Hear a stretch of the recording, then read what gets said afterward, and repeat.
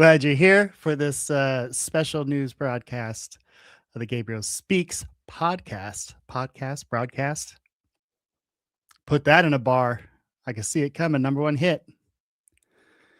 Hope y'all are doing great as we find ourselves in the middle of a war that nobody asked for. But hey, we make the best of it, right? We wake up, we see the bombs go off, we go to work, come home, we pay our bills. What a world, huh? Well, thank you for joining. Don't forget to like, subscribe, share if you feel so inclined. We have our comments open down there. So if you got any questions, comments, concerns, please don't hesitate. Don't be shy. Let me know what you're thinking. Let me know how you're feeling. Because we're going to cover some things that probably some people are going to have some kind of feelings about. One being that, right? I think when Trump won, most of us were under the impression that war wasn't going to be happening. It reminds me of that Spaceballs part where Rick Moranis' character goes, "Food you." I mean, what the fuck, man? And anyway, so here we are, several weeks into what was supposed to be a quick military operation. And if you're looking at the legalities, we actually changed. We said that because you have to ask Congress permission to go to war. So they called it a military operation. So this first one they did, Operation Blow My Dick or whatever, that one's over. And they're saying that they're moved on to this new operation because they can't call it a war. Because if they call it a war, they have to get permission from Congress. It's clearly a motherfucking war. Come on, let's stop lying to ourselves. We are at war with Iran, and we have been since day one. And it's been building up for quite some time. So we're going to talk about that a little bit. We're going to talk about this little stretch of land, in particular, the Strait of Hormuz. And there's been some shots fired at American vessels today. Not a great sign. The Pentagon seems to be playing it down like it wasn't a big deal. But we do know, we have received reports from the Iranian side as well that they have fired missiles on a couple of our warships. So I guess they didn't get the memo that the military operations were over. We've also got Donald Trump asking the Department of Justice to step in on the E. Jean Carroll case because he lost both appeals and his only shot left is to appeal it to the Supreme Court. And he wants the Department of Justice to handle the civil portion of his rape case. Make no mistake, that's what it is. He raped her. He was found guilty of it. Then he started lying about it. So he had to pay money, not once, but twice. The first time he bullshitted about it and drug her name through the mud, she sued him for $5 million. Then he kept doing it after he became president and got sued for $83 million. So Trump is fighting that, but he's losing. So he's trying to get the Department of Justice to handle this for him. You thought Clinton was bad. Holy fuck. So let's take a look at some of this stuff from E.J. King. And she had this really weird interview with Anderson Cooper. You probably may have seen it before, but we've got some of that and some more information on Iran in our video here. So let's check this out. Or have great properties, have to leave early. I don't have to, but I choose to. Will you attend the trial, Mr. President? I'll probably attend, and I think it's a disgrace. It's a disgrace that it's allowed to happen with false accusations against a rich guy, or in my case, against a famous, rich, and political person that's leading the polls by 40 points, and I have to go back for a woman that made a false accusation about me, and I have a judge who's extremely hostile, and I'm going to go back and I'm going to confront this one. This woman is a disgrace. About what you say happened, because obviously the details of it all matter. And this is, I should point out, just part of, this is one person you talk about in your book. This is not a book about Donald Trump. This is not, there's not Donald Trump on the cover. This is about your life. And don't even mention his name. I mentioned his name once in the book. once. So you say you were in Bergdorf Goodman. I was coming out of Bergdorf's. Which was a store I heard you liked a lot. It's a posh and cozy. The whole face lights up when you talk about Bergdorf Goodman, by the way. I was just there today. Okay. I just loved it. So I was coming out, and he was coming in. He was standing out, and he put his hand like this. So I did not go through the revolving door. He came in. He said, "Hey, you're that advice lady." And I said, "Hey, you're that real estate tycoon." He said, "Come advise me. I want to buy a present." I said, "Oh, for who?" He said, "For a girl." We went to the hats, and he immediately grabbed a fur hat, of course. And I said, "Oh, you can't put a dead animal on your head." And then I found out later, of course, all of his women wear those fur hats. Ivanka, you've seen pictures. They all wear, okay. And I said, 52. And he said, "You're so old." He said that? Of course. He said, "You're so old." And shortly after that, he said, "I know, lingerie." Or he could have said underwear.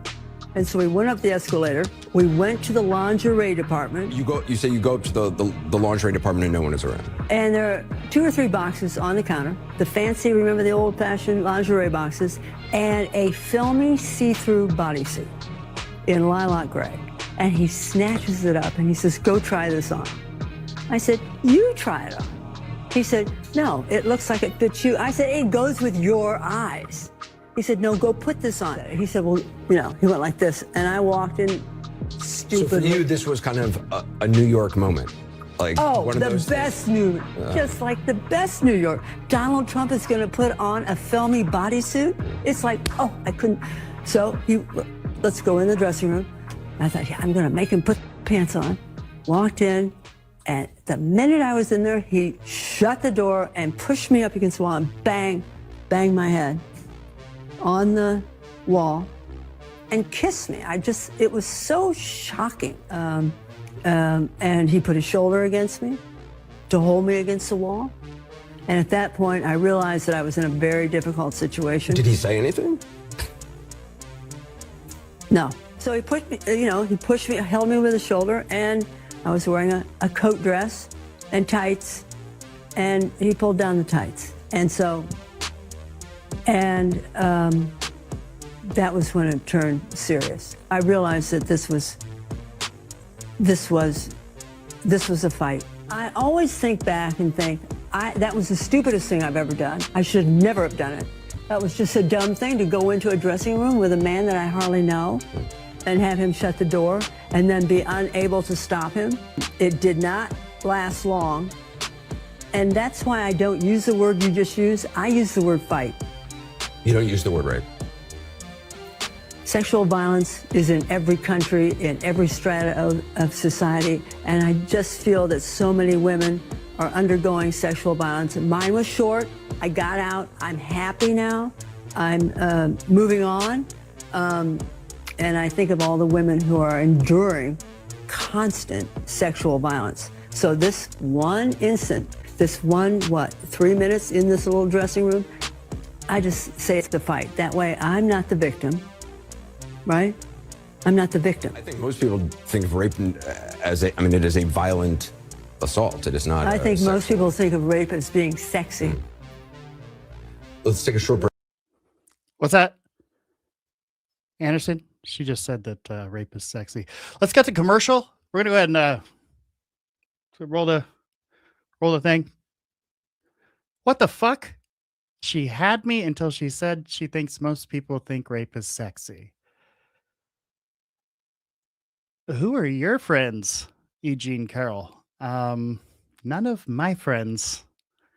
In fact, I could go as far as to say nobody in my social circle at all has ever said that rape is sexy. So that's a fucking weird thing to say.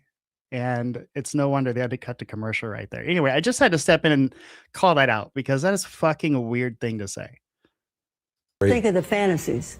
Manhattan jury found that you sexually abused the writer E. Jean Carroll and defamed her. You've denied this. But what do you say to voters who say it disqualifies you from being president? Well, there aren't too many of them because my poll numbers just came out. They went up. Okay. This woman, I don't know her. I never met her. I have no idea who she is. I swear on my children, which I'd never do. I have no idea who this woman. This is a fake story. You did not go to the trial and actually testify. Do you wish that you had testified? No, it wouldn't have made a difference. This was a rigged deal. My lawyer said, sir, you don't have to do it. I actually said, I think I should. It would be respectful. They said, sir, don't do it. This is a fake story, and you don't want to give it credibility. That's why I didn't go. One thing you did do in this. And I swear, and I've never done that, and I swear to, I have no idea who the hell, she's a whack. A federal appeals court has upheld a judgment against President Trump in the E. Jean Carroll defamation case. The ruling says Trump must pay Carroll $83 million in damages. This upholds the verdict reached by a jury last year. Now, Trump had argued that he was entitled to presidential immunity and that the $83 million was excessive. But the court says in its ruling, quote, "We conclude that Trump has failed to identify any grounds that would warrant reconsidering our prior holding on presidential immunity. We also conclude that the district court did not err in the side of challenge rulings and that the jury's damages awards are fair and reasonable." This all stems back to allegations that Carroll made in 2019. The appeals court has just upheld the $83 million defamation judgment E. Jean Carroll won against President Trump. Donald Trump's lawyers releasing a statement in which they said that they will continue to fight this and that they said the defense will be taken over by the Department of Justice. This was a civil lawsuit that was brought against President Trump when he was out of office. It went to trial when he was out of office, but now he is saying it should be handled by the Justice Department as this moves forward. Now, the next step here would be a challenge to the U.S. Supreme Court. The U.S. announced Project Freedom, an operation designed to reopen the Strait of Hormuz, and that led to resumed fighting in the key shipping lane. But the president has now put that mission on pause, citing renewed progress toward diplomacy. So Axios has this as of 3 or 4 hours ago. The White House expects Iranian responses on several key issues in the next couple of days, maybe about 48 hours is what the reporting suggests. Now, Iran's ambassador to Pakistan responded to the announcement by mocking President Trump, posting on X, "Once beaten, twice shy." The reports indicate a one-page memorandum of understanding is close to being reached between the United States and Iran. Axios reports this would include a uranium enrichment moratorium, as well as the eventual opening of the Strait of Hormuz. Other presidents should have done this. 47 years they've been toying with these stupid people. That's not the way we play. No, we do it the old-fashioned way. The main problem White House officials are having with these talks is that if they make a deal with one faction claiming to be in control of Iran, it's possible some other faction rejects it and keeps fighting or keeps trying to develop a nuclear weapon. Well, I don't want to say that, but yeah, I mean, people say, why aren't they protesting? They want to protest, but they don't have any guns. So you could have 200,000 people protesting and have 5 or 6 sick people with guns, and when they start shooting them right between the eyes. The message to Iran, these guys are facing, they are facing real catastrophic destruction to their economy, generational destruction to their economy, generational destruction to the wealth of their country, imposed on themselves by the actions that they're taking. They should check themselves before they wreck themselves in the direction that they're going. Every day, the Department of War lets the drummer get wicked over every portion of Iran. They should check themselves before they wreck themselves. If you don't know, now you know. We are dealing with people over there that have spent most of their lives living in a gangster paradise. I'm sorry, we're getting breaking news that rap is no longer cool. In week 9 of our 4-week war with Iran, and it hasn't been going great. And we do have breaking news this morning. White House officials believe, quote, the U.S. and Iran are closing in on a one-page memo to end the war. I'm sorry, a one-page memo? Can we actually, can we see a copy of this memo?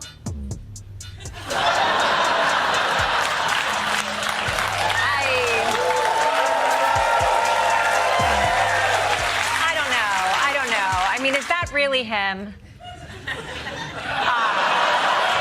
Yes, okay, that's him. That's definitely him.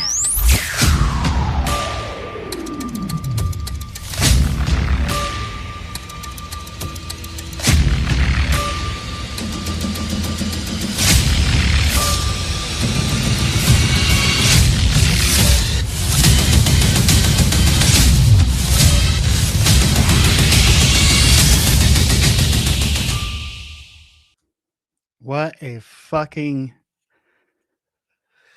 We got the crazies running the madhouse, y'all. We got the crazies running the madhouse. What up, Whopper Jaw? Exactly. You better check yourself before you wreck yourself, Holmes. These Iranians are going to be living in a gangster paradise. What the fuck is Marco Rubio doing? You couldn't write a comedy. I mean, it's just, these guys are giving us so much material to work with here. Iran, fucking mess.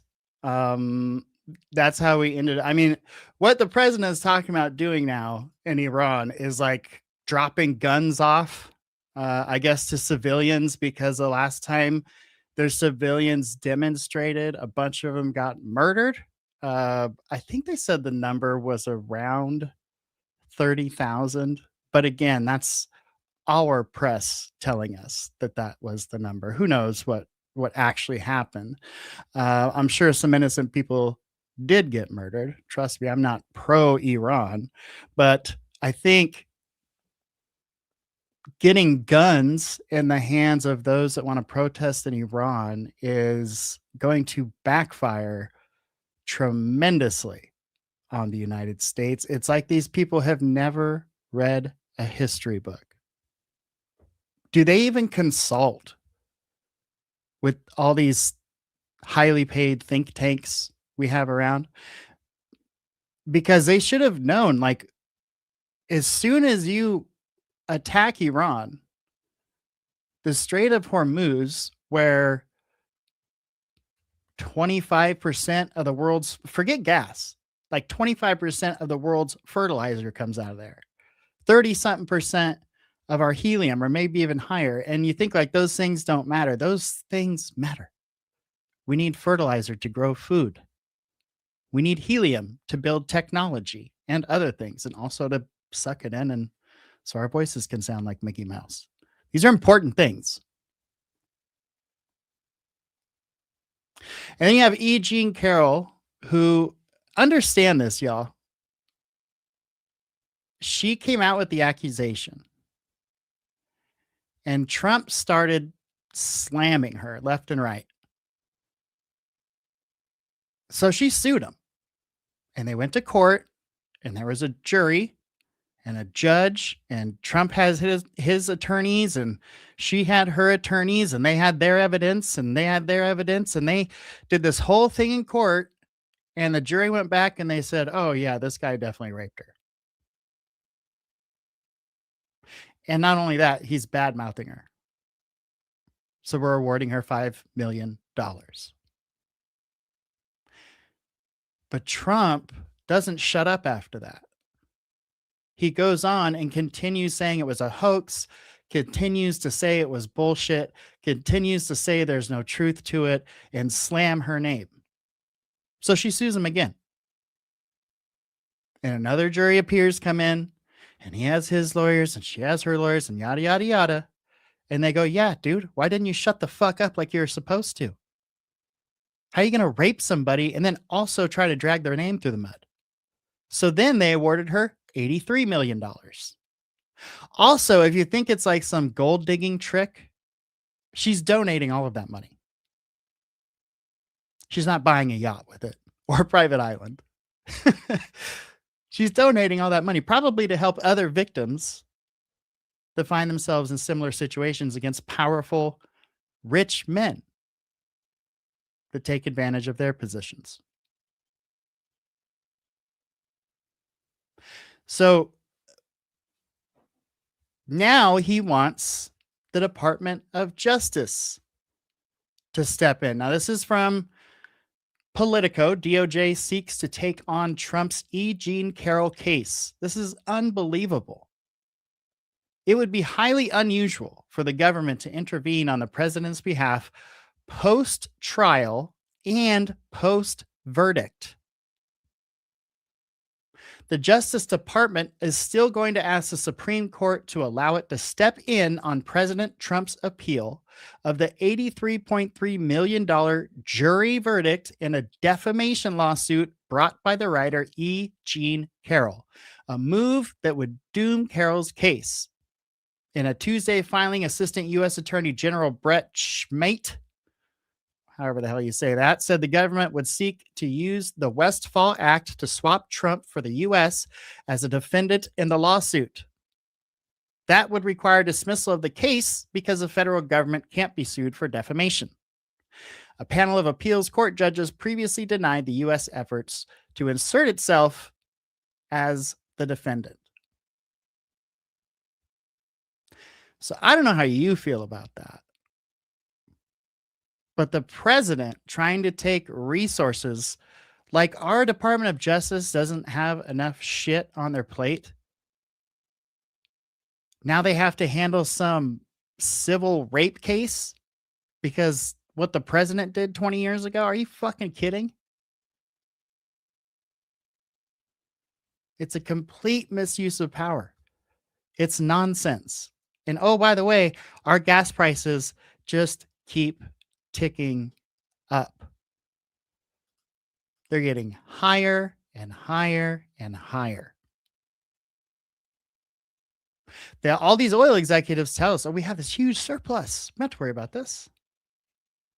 Trump, the guy that wasn't going to start the war, is now telling us, it's gonna be a little high prices for a little while. That's okay. We'll get through it. This is for Iran, and they cannot have a nuclear weapon. They don't even have to try anymore, y'all. At least when we invaded Iraq on some bullshit, they put a lot of effort into it. You know, they had the fake mobile labs, and they had Colin Powell come up and ask the UN and present all this bogus evidence. But at least they tried. At least they put on the appearance of trying to do it legally. Not this cast of characters. Like, they don't give a fuck.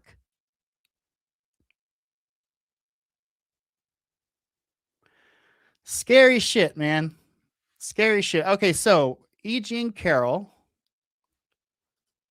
As I said, we do have the deposition video, and we will try to see if we can't get a little piece of that going here.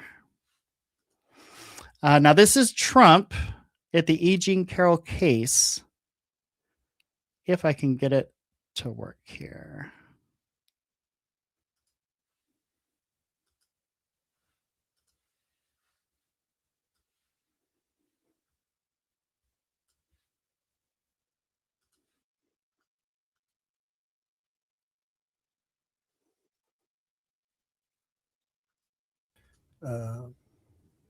One or both of my wives shopped there a little bit, but I don't remember ever buying something for myself at Bergdorf. I went there very seldom, if ever. Then let's limit it to Bergdorf's. Bergdorf's was pretty close to Trump Tower and very close to the Plaza Hotel, correct?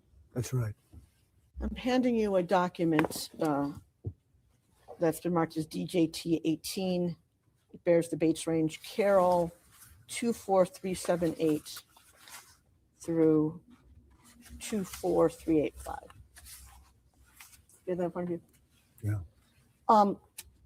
Sitting here today, do you recognize this document? No.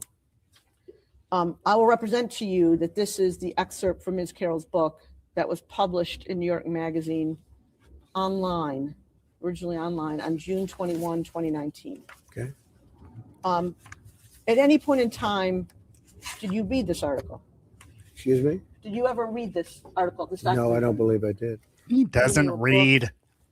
It's marked as DJ 219, the book by E. Jean Carroll. It says, "What do we need men for?" And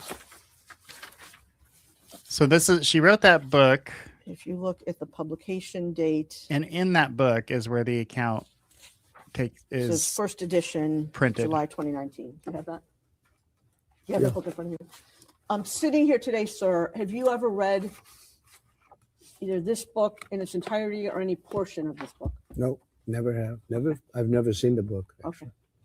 You responded publicly to Ms. Carroll's allegations on the same day that the excerpt was published in New York Magazine, which was June 21, 2019, correct? I think so. Let's take a look at that. So what we've handed you as DJT20. Okay, so I'm not going to bore y'all with that, but essentially you can go and you can find that whole deposition out there through, several avenues on YouTube. What I would like to get to here is the Iranian ambassador to the UN spoke after this proposed one-page peace deal. Apparently,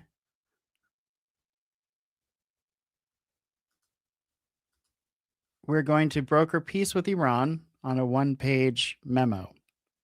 I don't know how you wage a war and try to end military operations with all of the ins and outs required in the Strait of Hormuz and everything else.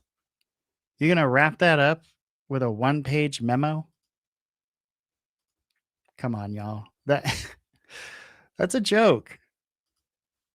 That's an absolute joke. Okay, so this is Amir Syed Iravani, and this is the Iranian ambassador to the UN. And this is today. This is what he has to say about, the one-page memo and other such things. Nations responded to the proposed UN Security Council resolution threatening sanctions if Iranian attacks on ships transiting the Strait of Hormuz do not stop. He claimed Iran was acting within international law and equated U.S. strikes on Iranian vessels to piracy. This is just over 10 minutes.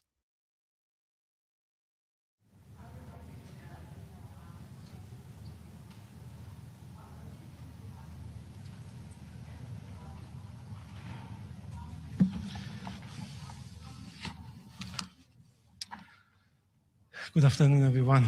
In the name of God, the compassionate and merciful. As you are aware, the United States and the Kingdom of Bahrain has jointly tabled a deeply flawed, one-sided, and politically motivated draft resolution on the situation in around the Strait of Hormuz. They claim that their actions are intended to protect freedom of navigation in the Strait of Hormuz and made some baseless allegation against my country. The fact on the ground proved otherwise.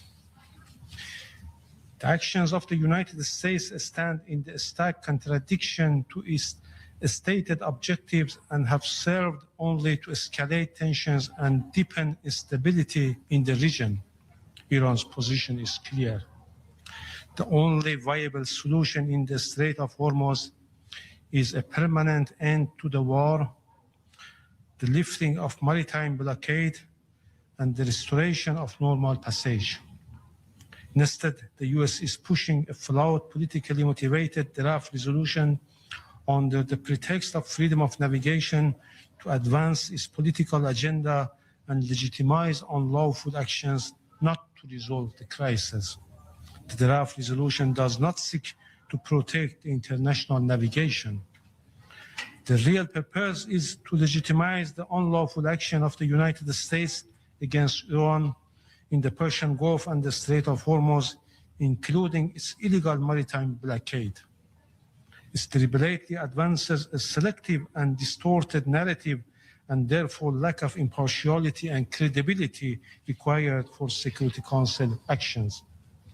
The draft resolution also ignores the root cause of current situation, the unlawful military aggression and the use of force by the United States and the Israeli regime against the Islamic Republic of Iran. The present crisis is the direct result of the unlawful war imposed by the United States since 28 February. The draft falsely accused Iran of violating ceasefire of 8 April while deliberately concealing materials fact. It also attributes serious violation to Iran, including attacks on vessels and placement of sea mines, without presenting credible and verified evidence. The allegation of placing sea mines in the strait attributed to Iran by the sponsors of the draft resolution is entirely misleading and serves political objectives. It ignores the unlawful maritime blockade imposed by the United States, as well as attacks on the seizure of Iranian vessels. These actions constitute a material breach of the ceasefire, violation of the prohibition on the sea of force, and serious infringement of freedom of navigation. The sponsors of the draft selectively invoke international law, including the United Nations Convention on the Law of the Sea, while disregarding the United States' own egregious violations. Furthermore, the claim that the current situation constitutes a threat to international peace and security has no objective or credible basis. The invocation of Chapter 7 of the Charter is wholly unjustified, disproportionate, and based on politically motivated allegation and itself further military objectives. If adopted, this resolution would seriously damage the credibility and impartiality of the Security Council. It would politicize the Council's enforcement power and establish a dangerous precedent for legitimizing unilateral coercive measures and unlawful action by the United States against the sovereignty and sovereign rights of coastal states. The unlawful war of aggression by the United States and the Israeli regime remains the sole and direct cause of the current situation in and around the Persian Gulf. The Security Council must not be exploited by aggressors or instrumentalized to legitimize unlawful conduct. Member states must remain vigilant against any attempts to distort international law in ways that could justify aggression or the unlawful use of force. Again, let me stress clearly, Iran remains fully prepared to resolve normal maritime traffic and ensure freedom of navigation in the Strait of Hormuz, provided that the war is permanently ended and the unlawful blockade is lifted. Iran's action in the Strait of Hormuz are consistent with international law. International law, particularly in situations of armed conflict, recognize the inherent right of coastal states when...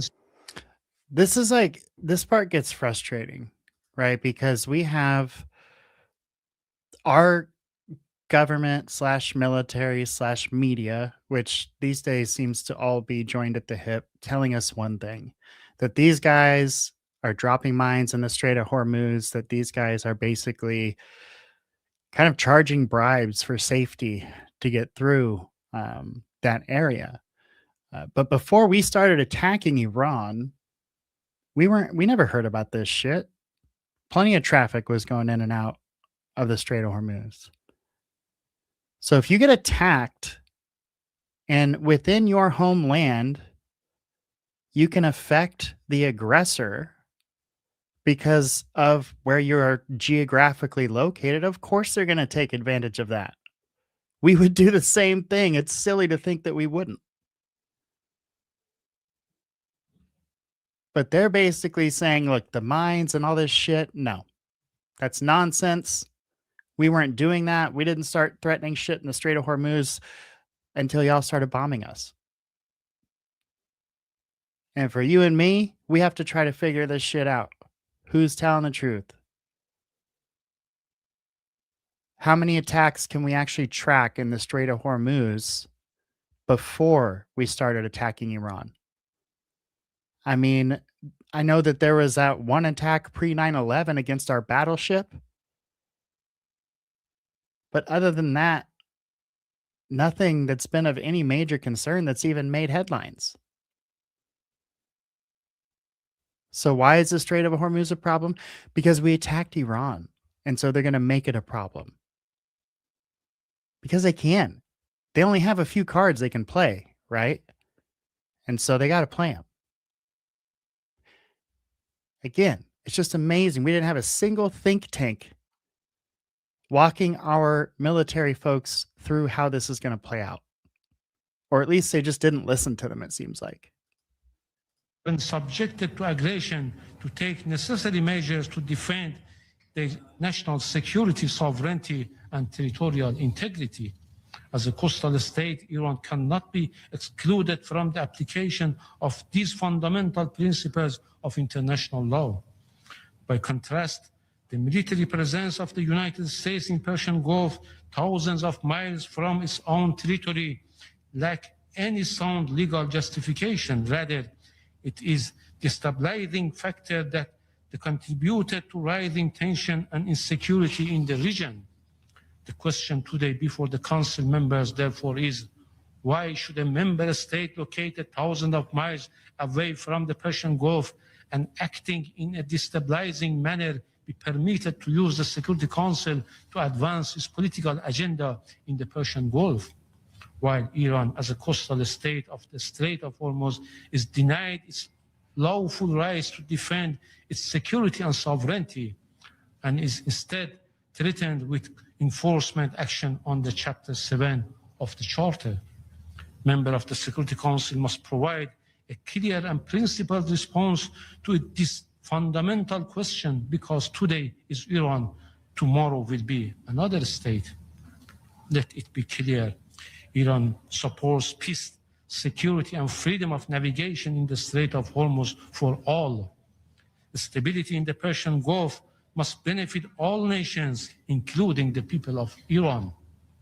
It is neither fair nor acceptable for one side to continue suffering under unlawful sanctions, coercive measures, and maritime blockade, while others enjoy safe and unrestricted passage through the Strait of Hormuz under the banner of freedom of navigation.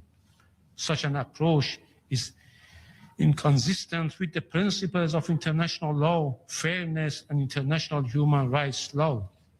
The path to the escalation and stability lies in respect for international law and the Charter of the United Nations, not in the misuse of Security Council for political purposes and further military objectives. In the light of these facts, and given the continued pressure exerted by the United States on member states to co-sponsor this draft resolution for political and propaganda purposes, Iran called on member states to take a principled and responsible position by rejecting this draft resolution and refraining from supporting or co-sponsoring it.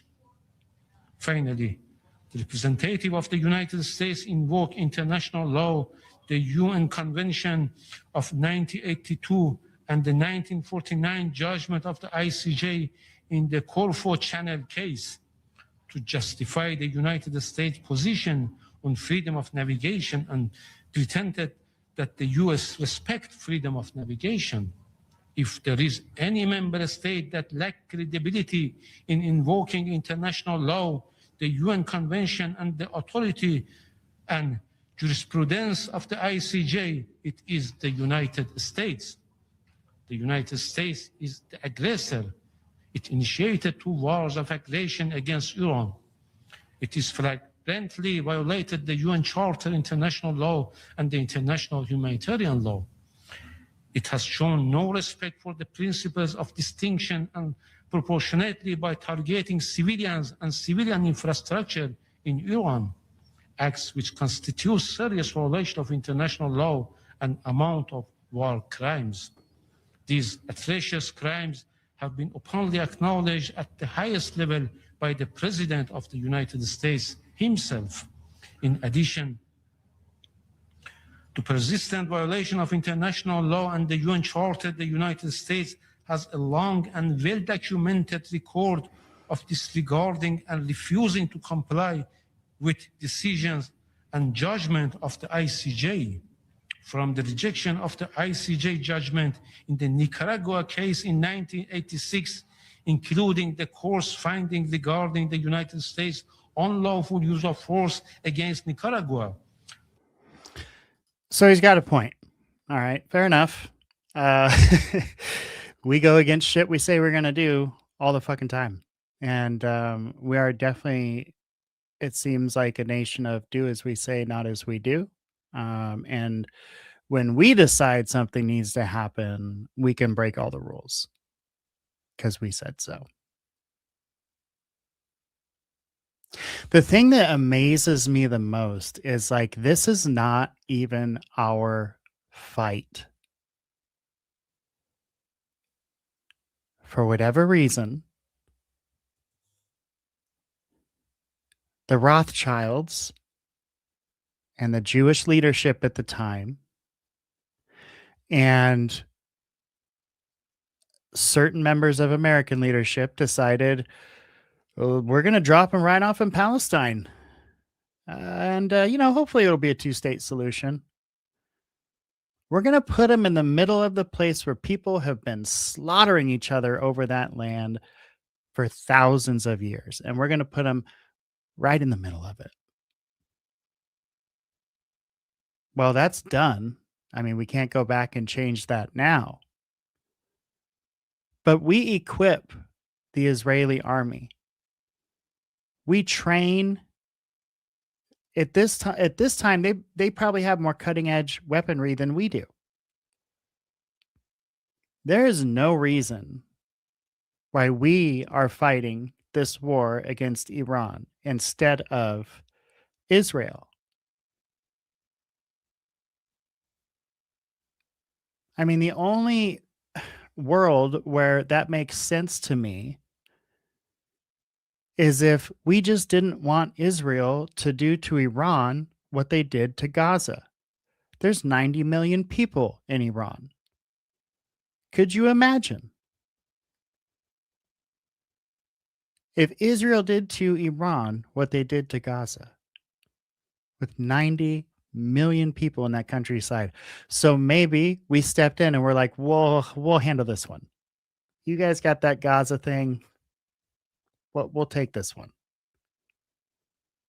But it's hard to believe that anybody in this administration would give a fuck about either groups of people, to be honest, or anyone besides themselves. I'm just keeping it real.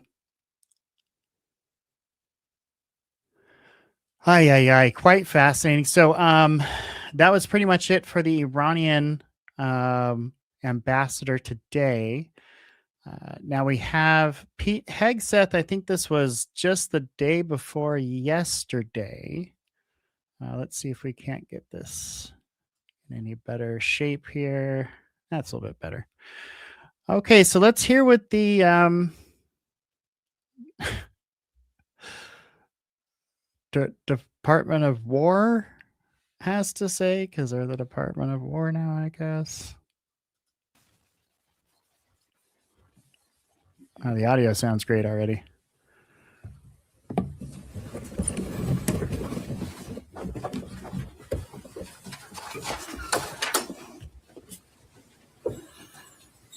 You got your whiskey, well, Pete? President Trump has directed U.S. Central Command to restart the free flow of commerce through the Strait of Hormuz under the umbrella of Project Freedom. To be clear, this operation is separate and distinct from Operation Epic Fury. And there we go. So if they call it a military operation, they don't have to get permission from Congress to go to war.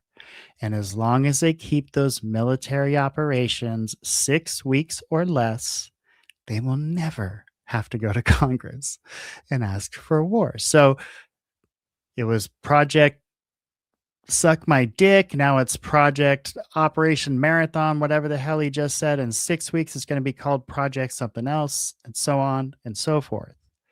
It's the same fucking war. They are just finding loopholes in the system, thanks to terrorism and the Patriot Act, and they're exploiting it. I mean, this is lawlessness. This is what this is. I know you think like war, there's no rules, da-da-da-da-da. No, there is. The people of the United States, meaning our representatives, are supposed to say, yes, this is worth it. This fight is worth American lives. Well, not if you just do a bunch of military operations, and then you don't have to get anybody's permission. Wake up, y'all. Project Freedom is defensive in nature, focused in scope, and temporary in duration. with one mission: protecting innocent commercial shipping from Iranian aggression. American forces won't need to enter Iranian waters or airspace. It's not necessary. We're not looking for a fight, but Iran also cannot be allowed to block innocent countries and their goods from an international waterway. Iran is the clear aggressor, harassing civilian vessels, threatening mariners from every nation indiscriminately, and weaponizing a critical choke point for its own financial benefit, or at least trying to.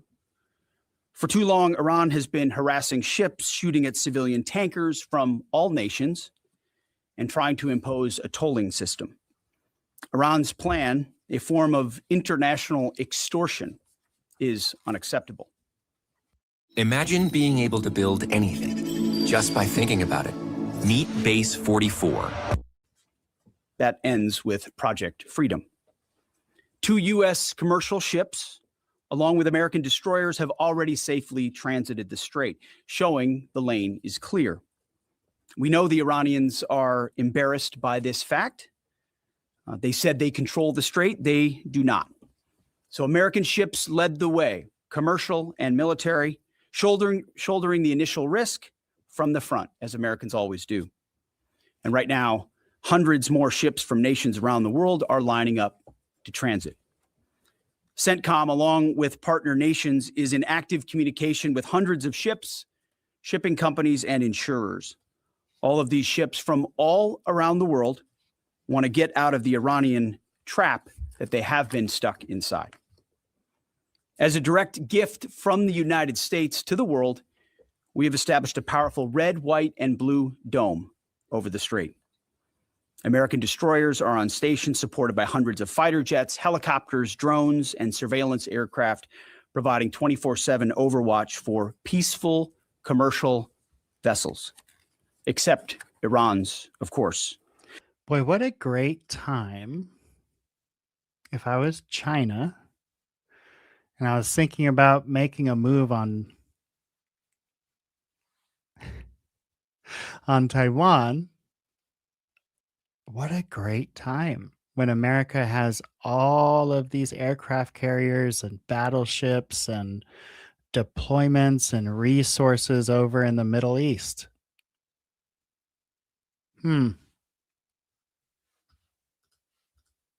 Which is why our ironclad blockade remains in full effect as well. In fact, 6 ships tried to run the blockade out of Iranian ports as Project Freedom commenced, and they were all turned around. This is more than strategy, it's also humanitarian. By breaking Iran's illegal stranglehold, we're protecting the lives and livelihoods of sailors from dozens of countries, securing global energy routes, and preventing shortages that hit the world's poorest people the hardest. Once again, America is using its strength to lift up others. Iran is trying to subjugate the world. To what remains of Iran's forces, if you attack American troops or innocent commercial shipping, you will face overwhelming and devastating American firepower. The president has been very clear about this. Firepower. We prefer this to be a peaceful operation, but are locked and loaded to defend our people, our ships, our aircraft, and this mission without hesitation. This guy is such a douche. Iran, let innocent ships pass freely.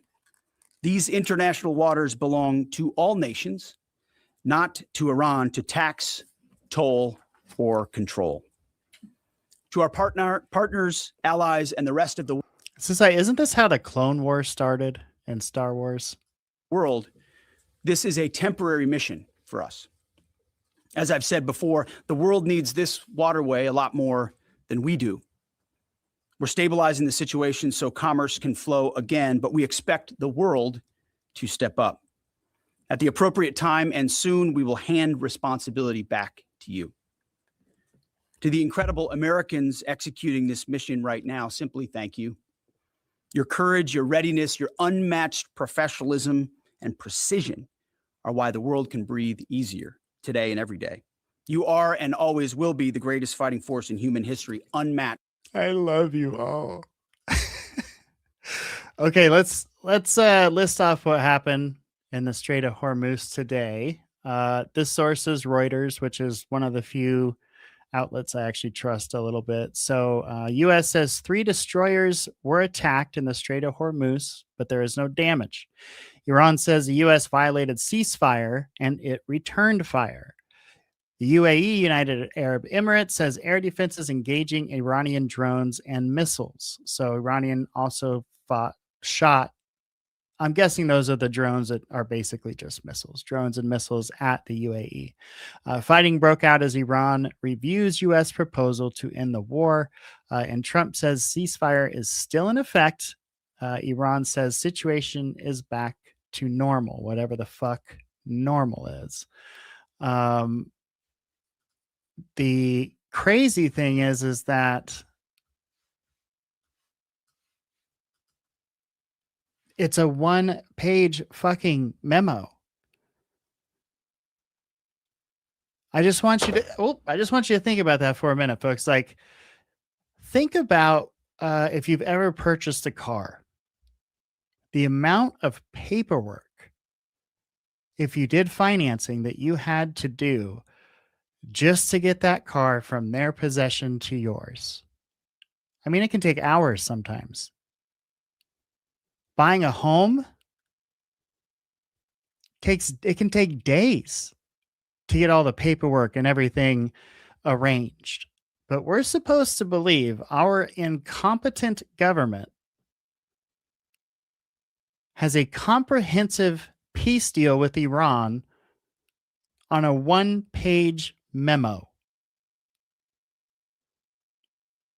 They really think you're dumb. They think we're dumb, is what they think. Fucking 1-page memo? Right. Matched. Always. Project Freedom is underway. Commerce will be flowing, and America is once again leading with strength, clarity, and purpose for the benefit of the entire world. Our will is unshakable. God bless our troops, and God bless the mighty United States Navy as well. Mr. Chairman, over to you. Thank you, Mr. Secretary, and good morning, everyone. Thanks for being here. On Sunday, at the direction of the President, CENTCOM initiated Project Freedom with the objective of facilitating the safe passage of international commercial shipping through the Strait of Hormuz. Over the past 7 weeks, Iran's repeatedly threatened and attacked commercial shipping in the Strait in order to effectively cut off commercial traffic and damage the global economy. Here's what I would like. If just one person watching can tell me the name of one ship that Iran attacked during these last weeks that wasn't an American military ship. Give me one ship that got attacked. Now, the general here, colonel, whatever the fuck, oh, it looks like a general with the stars, says that they were attacking commercial ships, and we had to do this. Okay, can you name one? Can you show one incident report of a civilian ship crossing through the Strait of Hormuz that got shot at? I mean, there has to be a report of that, right? Seems like something you would document. Give me a fucking break. Hey, remember when Obama made it legal for our government to propagandize us? By obstructing one of the world's most critical maritime checkpoints, a vital transit route for approximately 1/5 of the global oil consumption, Iran is weaponizing the global supply chain. This action disregards established navigational rights and the law of the sea, and the regime led by the IRGC is effectively attempting to hold the entire global economy hostage. Let me give you an update of the last few days of activities. And if you take a look at the map here, as the Secretary said, the United States has established Project Freedom to open up the Strait of Hormuz. This graphic highlights the kinetic engagements that the Iranians have attempted to make or have taken against the region. The green dots and blue dots show the groupings of commercial, cargo, and tanker vessels. And the United States has established a significant presence over the strait here. Okay, let's take a real good look at this map here. Okay, so these are the vessel strikes. 1, 2, 3, 4, 5, 6, 7, 8, 9, 10 vessel strikes. This is a whole month. This isn't a week. This is a whole month of activity. Starting from right around the time we started bombing them. And notice it says vessel strike, but it doesn't say whether it was a military vessel or not, or whether it was an enemy vessel or not.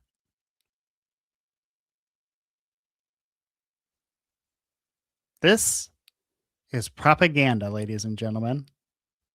Here in order to open up the free flow of commerce, noting the blockade still continues along the eastern flank. The map shows the examples and samples of Iranian attacks against commercial vessels in the Strait, as well as the Gulf of Oman, and up in the Arabian Gulf. Well, if they're commercial vessels, why aren't they marked as commercial vessels? Because it just says vessel strikes. It doesn't say commercial vessel strike. You would think that would be a pretty important distinction, wouldn't it? I mean, unless you're trying to make things look a certain way. Since the ceasefire was announced, Iran has fired at commercial vessels 9 times and seized 2 container ships. And they've attacked U.S. forces more than 10 times, all below the threshold of restarting major combat operations at this point. You can also see the group of tankers and cargo vessels in the U.S. blockade line, as I mentioned. As a result of Iran's indiscriminate attacks across the region, there are currently 22,500 mariners embarked on more than 1,550 commercial vessels trapped in the Arabian Gulf, unable to transit. In addition to shipping, Iran has continued to deliberately attack its neighbors. Just yesterday, Iran attacked Oman once and the UAE 3 times, including an attack on Fujairah oil terminal, which was successfully defeated. They also launched cruise missiles, drones, small boats at U.S. forces defending commercial shipping in the Straits, and United States Navy MH-60 helicopters and Army AH-64 Apache helicopters successfully defeated those threats. Thus far, today is quieter. Let me describe this defensive operation just a few clicks down for you. As the Secretary said, Project Freedom is designed to protect commercial shipping and help restore the flow of commerce through the Strait and So you go somewhere, you bomb the fuck out of it, you cause chaos, you send a bunch of ships there, and then you say it's a defensive mission. Okay. Sustain freedom of navigation. CENTCOM has established an enhanced security area on the southern side of the Strait that is now protected by U.S. land, naval, and air assets to help defeat further Iranian aggression against commercial shipping. So I'm going to address this comment here from Whopperjaw saying Obama clearly hated America and Americans. I cannot believe he was elected twice. And I just want to say for the record that the same thing you see a lot of Trump supporters going through right now, that kind of awakening where you realize, oh, he's full of shit and he's just like the rest of them. That happened to me with Obama. You know, I really thought what he was saying, he meant. I mean, fuck, they're good at it, right? They know what buttons to hit, what's going to get you motivated to get out there and promote them, get them elected. Obama got in there. Yes, we can. He did the health insurance thing. I was like, fuck yeah, he's going to do it. But then he left Guantanamo open. He left the same people that we had to bail out on Wall Street in charge. Different names, but same people, same groups of people. And he killed more people with drones than anyone. He killed an American citizen with a drone. No trial, no nothing. Just blew him up with a drone.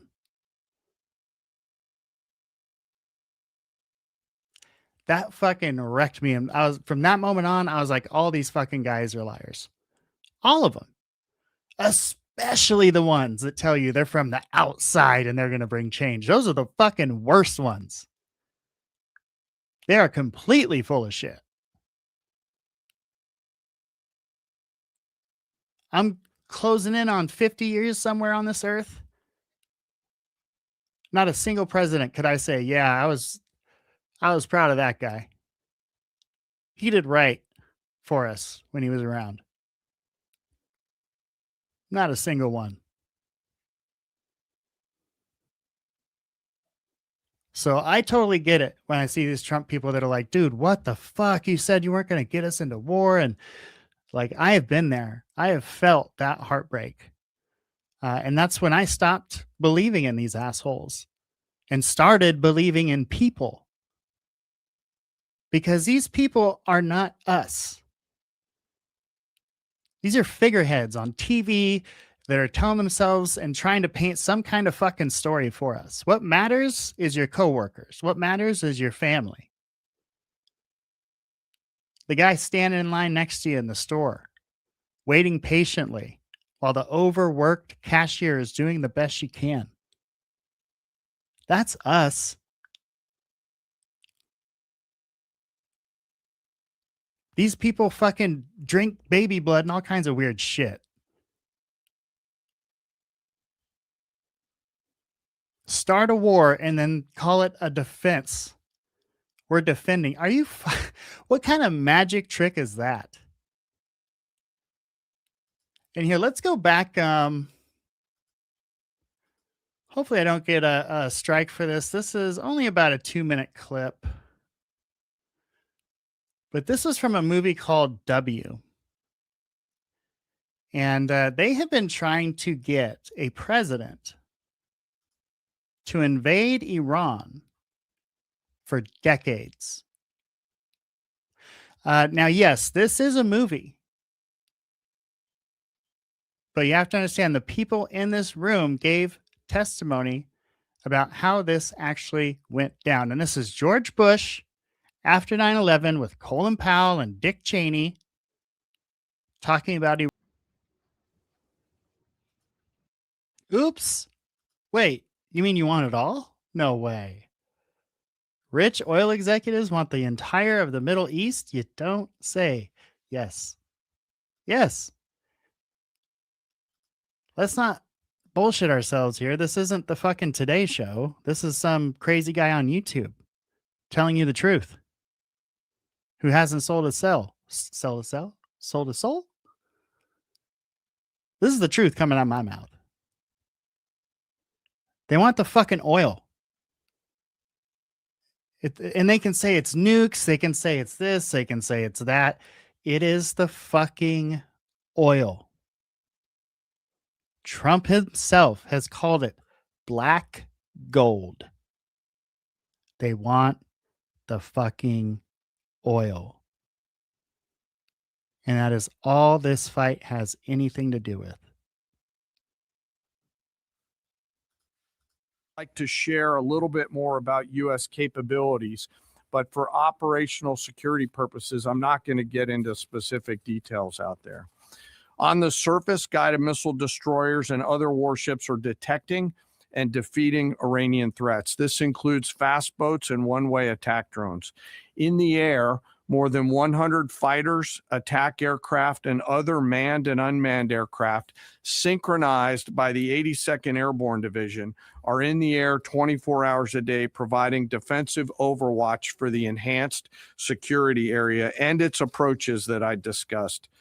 These forces are comprised of over 15,000 American service members and have established localized air and sea control to protect against Iranian threats.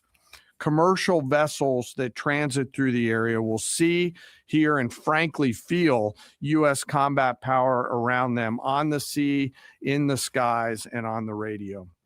And as of this morning, as was mentioned prior, 2 U.S. flag merchant vessels have transited, and we anticipate more to transit over the coming days.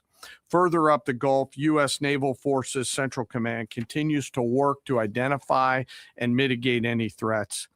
Beyond Project Freedom, CENTCOM and the rest of the Joint Force remain ready to resume major combat operations against Iran if ordered to do so. No adversary should mistake our current restraint with a lack of resolve.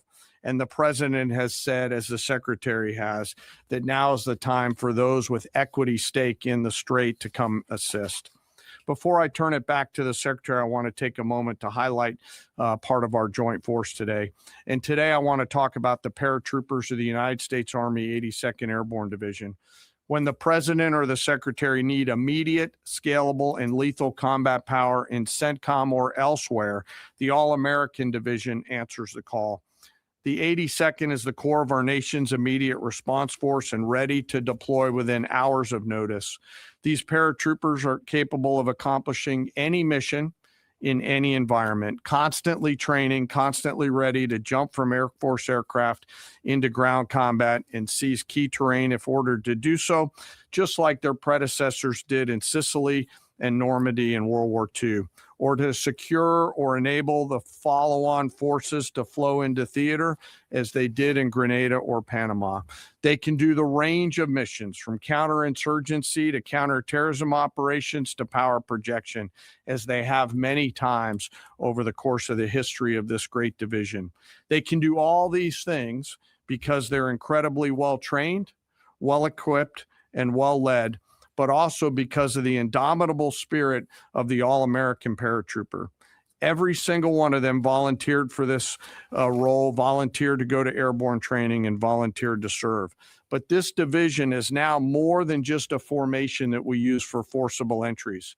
For example, just today, they are out there coordinating, integrating, and synchronizing land, air, space, sea, and cyber forces.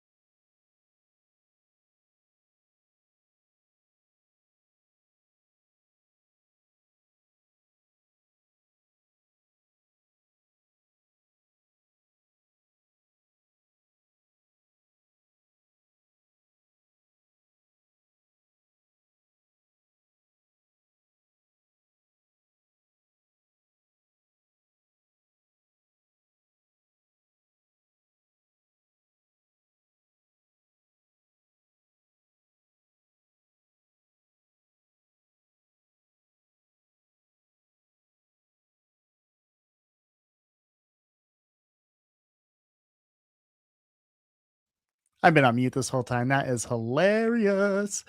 Thanks for sticking around, y'all. So what I was covering was this tariff situation. Okay, so U.S. Trade Court on Thursday ruled that President Trump's latest round of global 10% tariffs are invalid. In a 2-1 decision, a panel of judges in the U.S. Court International Trade sided with 24 states and a small group of businesses who filed a lawsuit in March challenging the legality of Trump administration's tax on most imports. Those new tariffs were in place in February, days after the Supreme Court struck down Mr. Trump's previous round of quote-unquote Liberation Day tariffs, most of which were issued in April 2025 under the International Emergency Economic Powers Act. When a 6-3 decision, the Supreme Court said that act doesn't allow the president to impose those tariffs. Following that decision, the White House put in place global tariffs using Section 122 of the Trade Act of 1974, a legal provision that allows presidents to impose tariffs for 150 days to deal with large and serious balance of payments deficits. The Trump administration is hoping to eventually impose longer-lasting tariffs under yet another legal provision, replacing the temporary Section 122 duties, but it needs to conduct investigations into countries' trade practices first. And, that's a process that would take, by the time they're even halfway done, Trump will be out of office. So I'm not really sure. Sometimes I think we believe the president can get more than they can actually get done. There's only so much even the president can do. So, he's really excited about these tariffs. He was really stoked to be bringing in all these billions of dollars and how we were going to fix the deficit and everything else. And it sounds like, no, you can't do that, Mr. President. It's a no-go. Boy. So that's going to be our news update for tonight. We talked about the E. Jean Carroll case and Trump trying to use the Department of Justice to get him out of an $83 million lawsuit for raping a woman. I don't know how y'all feel about that as taxpayers. The Iran war seems to be at more of a stalemate than ever. It's the same war. They're going to call it, by the time this thing's over, it's probably going to have like 50 different military operations because they're going to have to change the name every 6 weeks. Otherwise, it's going to be the same thing, and they're going to have to get permission from Congress. Clearly, they're just not going to do that. So I'm not even going to waste brain cells remembering the names of these operations because by the time it's all said and done, there's going to be about 100 of them.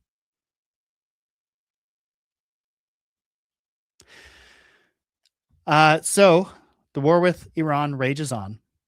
And the tariffs. Sounds like the tariffs are not going to be a thing. As much as Trump would like it to be a thing and is fighting for it to be a thing, sounds like the courts, even his own Supreme Court, which is kind of weird, is saying, nah, sorry, not happening, dude. Oh boy, what a wild week. This is just the last few days of updates. So every time I wait too long to do one of these news updates and I start going through stuff, it just blows my mind. We literally have so many stories we could cover, but I try to just cover 3 to 5 main ones.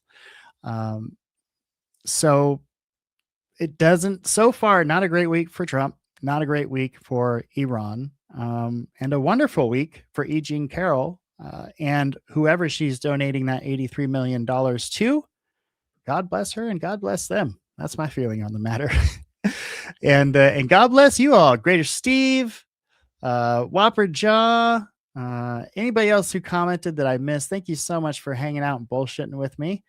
Definitely makes these news updates a lot more fun, a lot more interesting. So y'all have a great night and I'll see you next time. Thanks for watching the Gabriel Speaks podcast.